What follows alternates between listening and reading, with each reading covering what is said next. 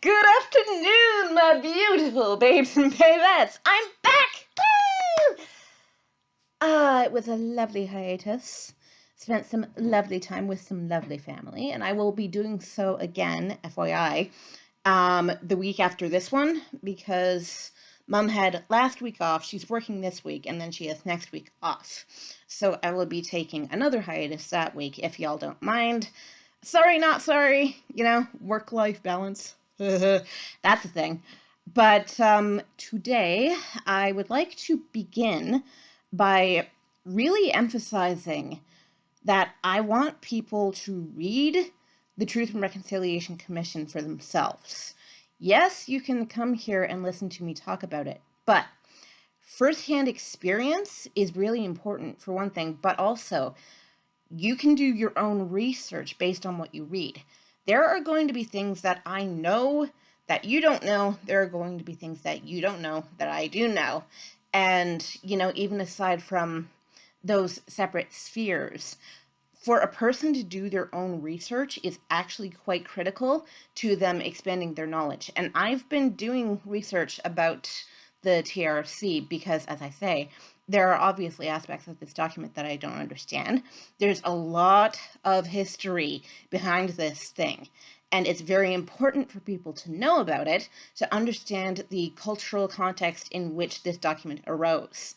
And the reason why, as well, is also still extremely relevant. Not very much has changed in Canada since the TRC was written, and that's unfortunate. So the more people we can get on this bandwagon, the better, because racism is not good, and systemic racism is not good, and most racism is systemic, okay? The bulk of racism is not bully on the playground picking on little kid. The bulk of racism is the entire school is picking on the little kid, okay? Systemic racism means that it's not embodied in one person or one person's actions or even a group of people and their actions. It is literally built into the system that runs that society or even all societies. Okay, racism is not a monolith throughout the world, but racism has basically the same root throughout the world, which is the us versus them mentality.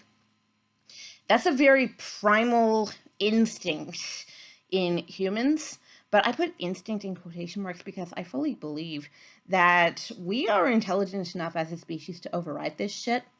So we really need to start acting like it and act for and on behalf of and because of one another, for the sake of bettering the entire species and not just one person over another or one group over another.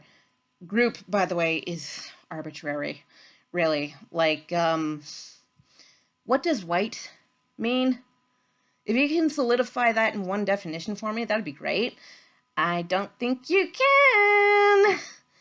But okay, I want to continue today with reading the Truth and Reconciliation Commission. We remain under the heading of justice, and I will be reading through calls to action numbers 31 through 35 today. There's some pretty heavy stuff in this fivesome, okay? Just so you know. But we shall commence. Click. All right, number 31. We call upon the federal, provincial, and territorial governments to provide sufficient and stable funding to implement and evaluate community sanctions that will provide realistic alternatives to imprisonment for Aboriginal offenders and respond to the underlying causes of offending. All right. How to start on this one. In North America, there is the silly attitude that white is the default, okay? So the attitude is you have white and you have non-white, all right? So white and literally everybody else. This attitude unfortunately pervades in our legal system. If you get a white person and a non-white person who are taken before the court for the same exact crime, not only is the non-white person much more likely to be apprehended for that crime in the first place, but they are also much more likely to be charged and also much more likely to be imprisoned for the same exact crime, okay? If I may switch races, if I may switch cases here for a minute, that was what was so very, very significant about the decision for the trial about George Floyd's murder. That's why that trial was such a massive, massive deal, and also a massive breakthrough, because that is an example of justice being done right. I fully believe that the time they took to come to a decision and consider every possible angle from which this crime could be considered, that was to the benefit of the legal system as a whole, because racism as a whole is systemic. It's not individual, okay? Racism is not bigger kid picking on little kid on the playground. Racism is the entire school district picking on little kid, all right?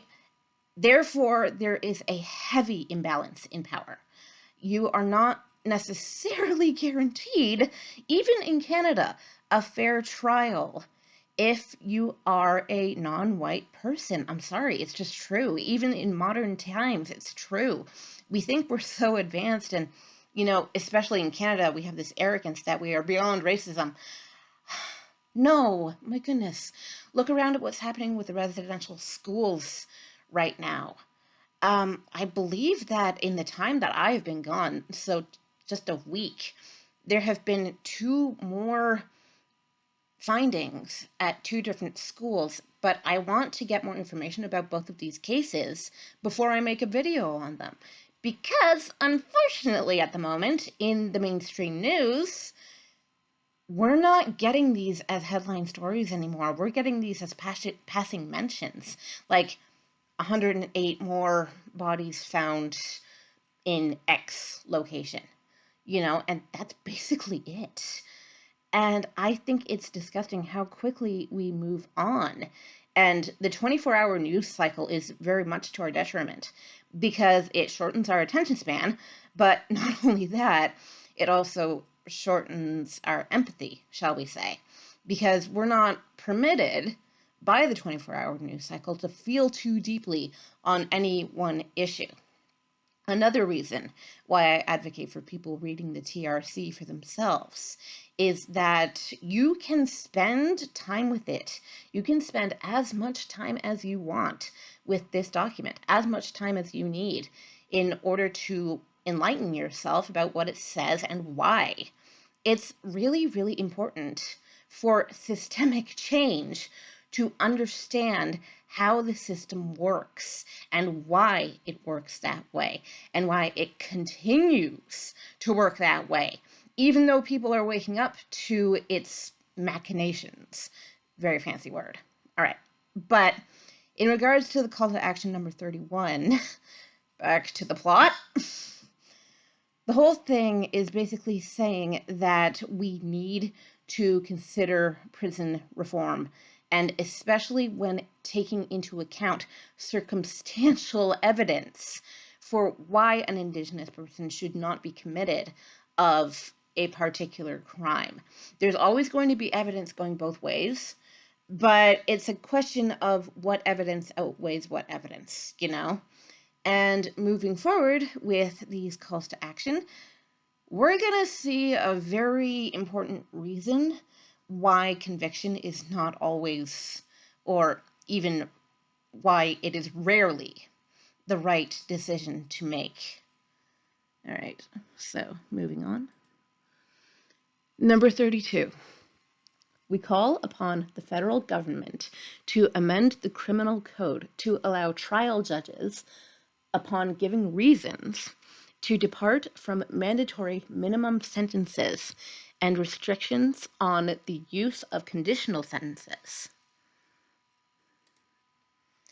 This one is important because not only will a non-white person, in this case, I'm going to stick to Indigenous people, not only will Indigenous people be more likely to be convicted of a crime than a white person would be, but they will also more than likely serve a longer sentence than the white person would serve for the same crime. All right, so let's say they both steal a loaf of bread. The white person might get, I don't know, whatever, I'm making this up, 10 days, right? The Indigenous person might get 12 days. Why? We need to understand why. Minimum guaranteed sentence, by the way, it means that even aside from parole and things like that, and bail, parole and bail, you are required to spend X amount of days in prison or in jail, depends on the crime. But minimum sentences is a really bad idea because it says that systemically, just as I say, minimum sentence for the white person might be 10 days. Minimum guaranteed sentence, by the way, guaranteed.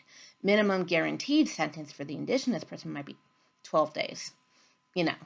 And when you translate days to years, this person is losing a huge proportion of their life, to being stuck behind bars.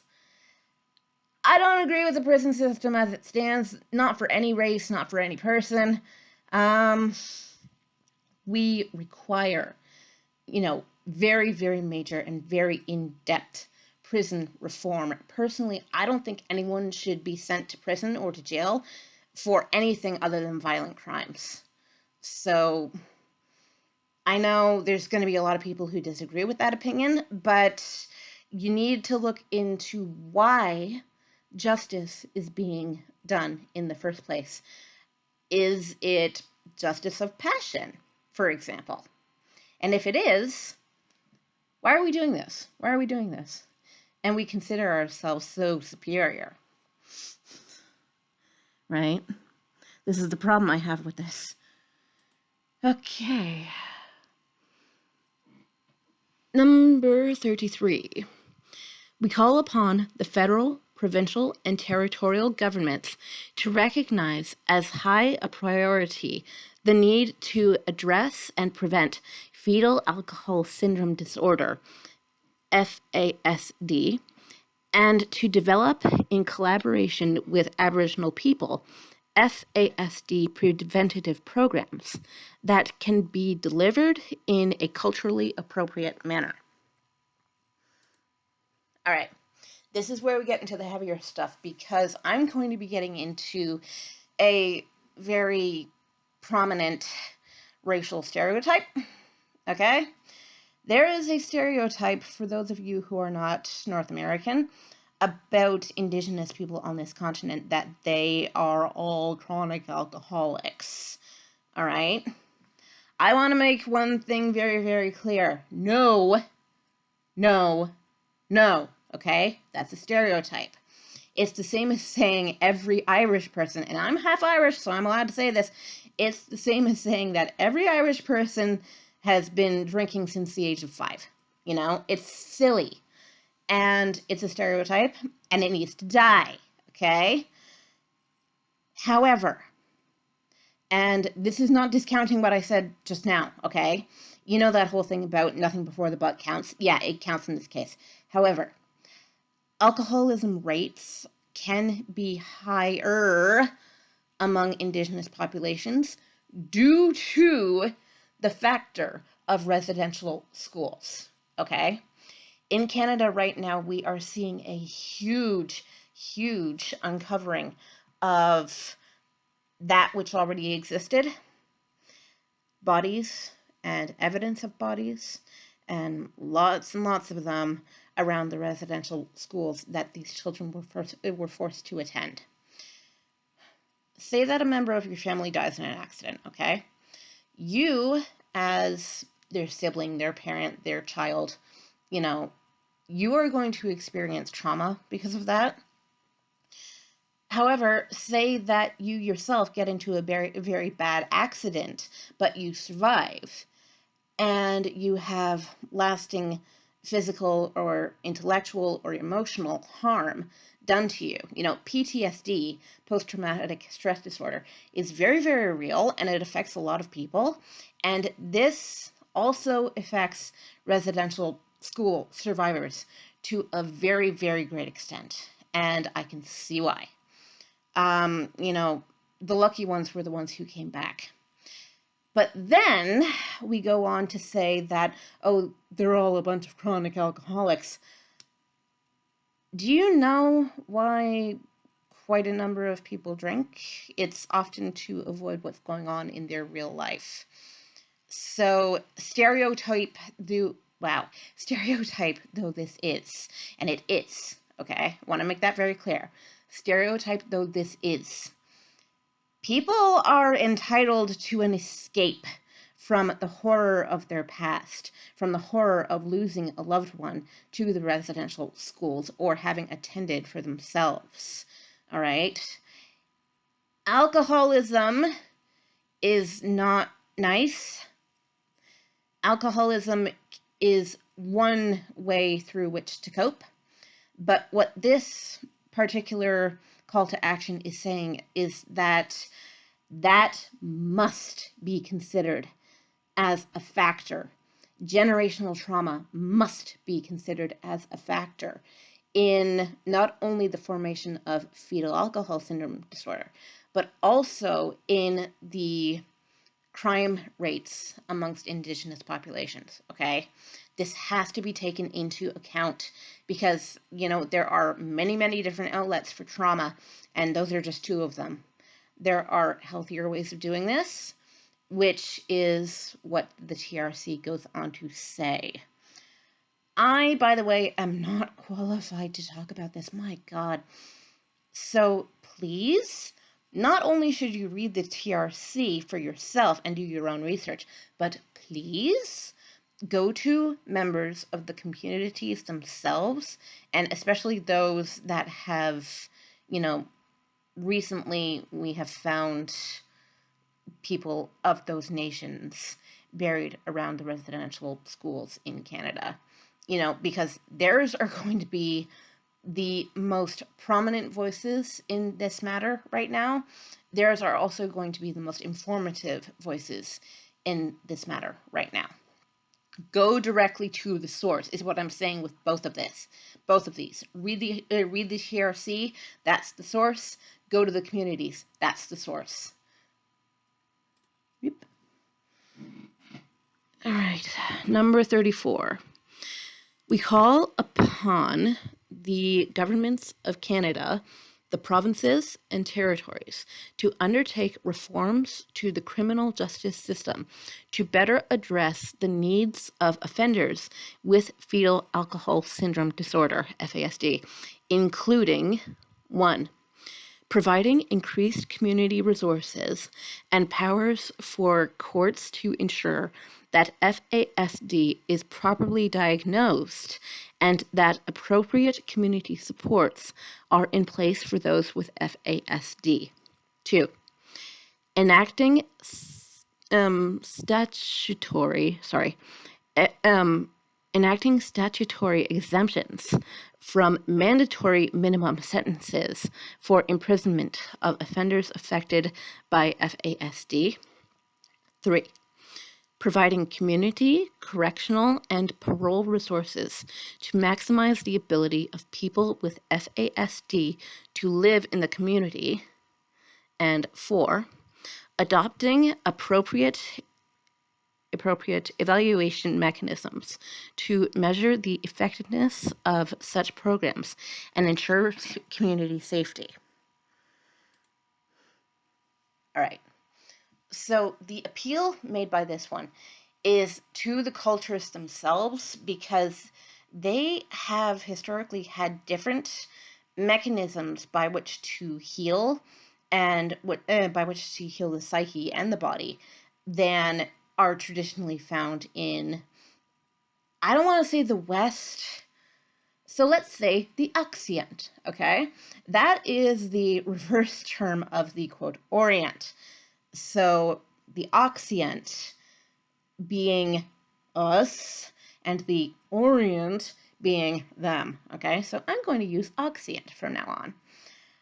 All right, so traditionally within the Occident, you will have medicine that is based more on, studies and trial and error through long systems of having researched these things in an academic and scientifically viable setting. Whereas with Indigenous peoples, there will be more traditionally established healing methods that work for the people themselves, and these methods are going to differ through cultures, through communities. Obviously, no Indigenous nation and no Indigenous group of nations, none of these are monoliths, okay? You're going to get a very different culture with Inuit people versus go south Seminole people who are found predominantly in Oklahoma and Florida. So very different cultures are going to have very different methods of healing, and the whole idea is to consider the person as a whole.